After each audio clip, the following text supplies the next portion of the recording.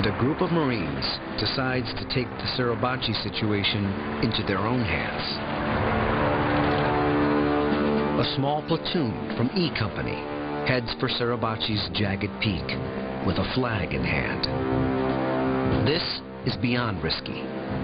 Suribachi is still in Japanese hands and is still raining artillery on American positions. There is no reason for a handful of Marines to try to do something as tactically insignificant as fly a flag at its top. Janoust's colleague, Marine photographer Lou Lowry, captures the climb with his black and white still camera. The Marines have to fight for every foothold. Once on top, a flag is raised, and Lou Lowry snaps a photo. It's a triumphant moment. For the first time in the war, a U.S. flag is raised on Japanese soil. It's important because it represents the fact that maybe we're winning and there will be an end soon. Unfortunately, a lot of guys took it the wrong way. When they saw the flag go up, one of the reasons they're cheering so much is saying, well, battle's over, we won. Cool, this is good. Well, unfortunately, it was only the beginning. The shot Lou Lowry captured told the story of an island battle on the verge of conquest.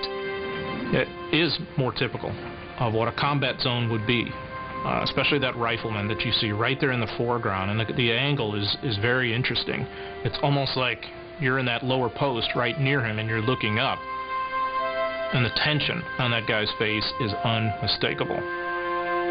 Lowry was pleased with this photo, but at the base of Suribachi, Bill Janoust had no clue that the next filming opportunity would be his, and the image he captures would become historic.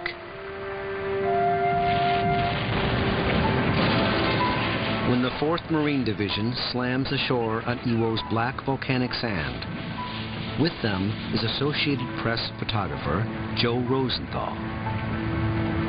Rosenthal tried to enlist when the war broke out, but was denied. He had very poor eyesight, and you can see it. He has some pretty thick glasses. When you see pictures of him, you can see that. But being the kind of person he was, he wanted to cover the war, and he certainly could do that as a civilian reporter photographer. When he heard the Marines were going to raise a flag on Suribachi, Joe hightailed it toward the mountain. Unbeknownst to him, Joe will be late for the first flag raising, but he'll get another chance. When the first flag went up, Colonel George Rowell, who was my boss, he was the intelligence officer, he came to me and said, Norm, he said, General's not happy with that flag. He says, it's too small, nobody can see it. He said, they're going to put up another one. And I said, Colonel, tell me how. I said, where are they going to find a bigger flag? I mean, we're fighting down there. One reason the general wanted a larger flag, the presence on shore of a VIP, Navy Secretary James Forrestal.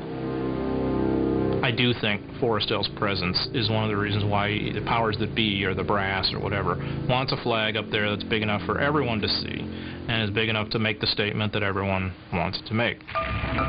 Whatever the reason, Norm Hatch's boss issues an order. But he said, I'd recommend that you get a still man and a movie man up there, because it may be considered the official flag raising for the island. So I said, I haven't got anybody here. All my cameramen were out doing their job. So 15 minutes or 20 minutes later, who walks in but Bill Janoust and Bob Campbell. So I said, well, you guys are a godsend. Once you get your camera squared away and get right back to the mountain, because there's going to be another flag raising. But I said, don't talk about it, because you get everybody excited. We don't know. I don't know whether there's going to be a flag up there, but be there in case there is one. By now, Janoust and Campbell meet Rosenthal at the base of Suribachi. The mountain isn't secure, so the 3 men join the remaining platoon and start the 556-foot climb.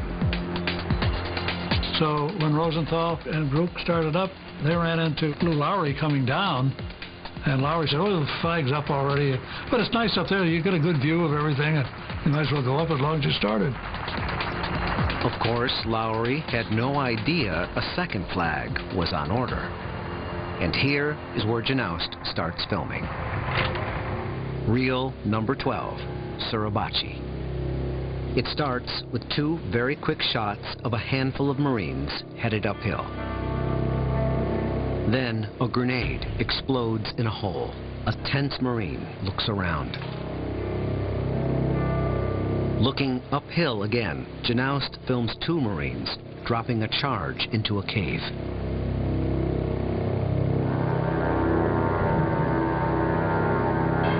For the next shot, a Marine scrambles into the foreground, drops a charge, and runs.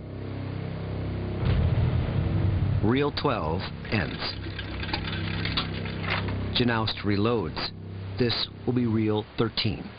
As they approach the top, the first flag is flying. Just as they get up there, they find the second flag is ready to go up. And so then they begin to scramble around to find, a place to shoot the pictures. Bill Janoust was on the left side, and just as the flag was about to go up, he moved across. And as he got just past Rosenthal, he said, it's going up, it's going up. So he turned around and shot it, and he got it frame-wise all the way up.